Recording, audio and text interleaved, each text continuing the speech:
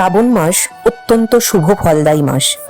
এই মাসে ভগবান শিবের আশীর্বাদ পাওয়া খুবই সহজ। এই মাসে যদি আপনি একটি গোপন বস্তু খেতে পারেন তাহলে আপনার জীবনের সমস্ত দুঃখ, কষ্ট, রোগ জ্বালা, অর্থকষ্ট দূর হয়ে যাবে।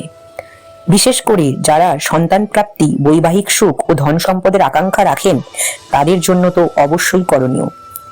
যদিও শ্রাবণী সোমবারের উপবাস সাধারণত নির্জলা রাখা হয়, তবুও আপনি যদি ওই দিনে উপবাস থেকে এই একটি জিনিস লুকিয়ে খেয়ে নিতে পারেন তাহলে আপনার সংসারে যে অর্থের বন্যা আসবে তা কোনোদিনই কমবে না।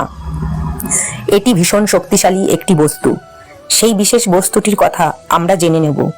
সেটি হলো ভগবানের ভীষণ প্রিয় আঙুর ফল। যে ব্যক্তি শ্রাবণের পবিত্র দিনে আঙুর খায় তার জীবনে ধনের কখনো কম হয় না। আঙুরে বিদ্যমান থাকে মা পার্বতীর আশীর্বাদ। তবে অবশ্যই এই ফলটি আপনি লুকিয়ে খাবেন।